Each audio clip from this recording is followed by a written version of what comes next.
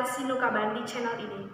Kali ini saya akan menjelaskan tentang aliran filsafat rasionalisme.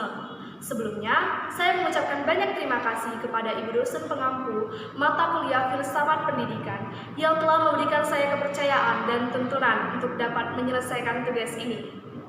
Sebelumnya, saya memberitahukan kepada teman-teman yang baru pertama kali bergabung dalam channel saya untuk tidak lupa menekan tombol subscribe dan loncengnya agar teman-teman tidak ketinggalan dalam informasi selanjutnya tentang channel-channel terbaru saya yang menambah wawasan dan ilmu pengetahuan teman-teman sekalian.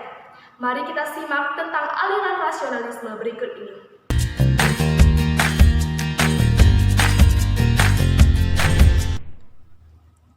Yang pertama, apa itu rasionalisme? Rasionalisme berasal dari kata rasio, yang artinya masuk akal dan akal budi. Rasionalisme adalah paham filsafat yang menyatakan bahwa akal adalah alat terpenting untuk memperoleh pengetahuan. Menurut aliran rasionalisme, suatu pengetahuan diperoleh dengan cara berpikir. Dan menurut aliran ini, suatu kebenaran harus berdasarkan bukti atau analisis yang nyata. Selanjutnya kita akan membahas siapa itu Descartes, siapa itu Spinoza, dan siapa itu Leibniz. Ketiga itu adalah tokoh-tokoh aliran rasionalisme. Mari kita simak. Tokoh yang pertama, Descartes. Descartes adalah pendiri filsafat modern. Beberapa hal yang pernah ia lakukan adalah berusaha mencari satu-satunya metode dalam seluruh cabang penyelidikan manusia. Dan yang kedua, ia memperkenalkan dalam filsafat terutama tentang penelitian dan konsep filsafat yang menjadi prinsip dasar pengembangan filsafat modern.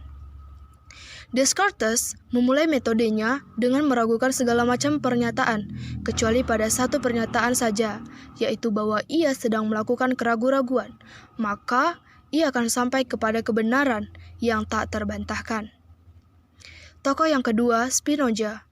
Spinoza mencoba menjawab banyak pertanyaan-pertanyaan yang berkaitan dengan kebenaran tentang sesuatu, sebagaimana pernyataan apa substansi dari sesuatu, bagaimana kebenaran itu yang terbenar.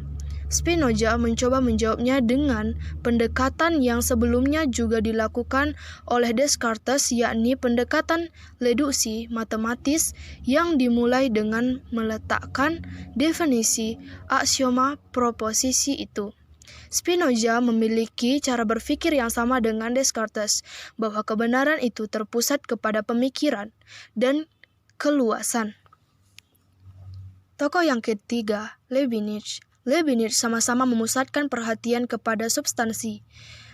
Bagi Spinoza, alam semesta ini serta mekanisme serta keseluruhannya bergantung pada sebab sementara substansi menurut Leibniz, yaitu prinsip akal yang dimiliki, yang secara sederhana dapat dirumuskan. Sesuatu harus mempunyai alasan, bahkan Tuhan juga harus mempunyai alasan untuk semua yang diciptakannya. Sedangkan yang kita lihat hanya ada satu substansi, tetapi Leibniz menyebutkan bahwa substansi itu ada banyak. Ia menyebut substansi itu monad, setiap monad berbeda dengan monad-monad yang lain. Dan Tuhanlah pencipta dari monad-monad itu. Selanjutnya, pengetahuan menurut rasionalisme. Menurut kaum rasionalis, sumber pengetahuan bahkan sumber satu-satunya adalah akal budi manusia.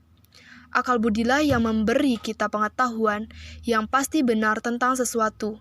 Konsekuensinya, kaum rasionalis menolak anggapan bahwa kita bisa menemukan pengetahuan melalui panca indera kita.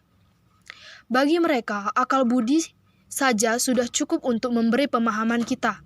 Terputus dari panca indera, bagi aliran ini kekeliruan pada aliran empirisme yang disebabkan kelemahan alat indera dapat dikoreksi seandainya akal budi atau akal digunakan. Rasionalisme. Laporan dari panca indera menurut laporan rasionalisme merupakan bahan yang belum jelas jawabannya. Bahkan ini memungkinkan dipertimbangkan oleh akal dalam berpikir. Akal mengatur bahan tersebut sehingga dapat terbentuk pengetahuan yang benar. Jadi, Fungsi panca indera adalah untuk memperoleh data-data dari alam nyata dan akal itu menghubungkan data-data itu satu dengan yang lain.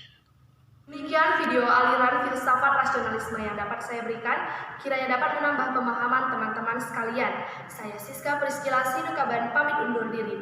Salam mahasiswa.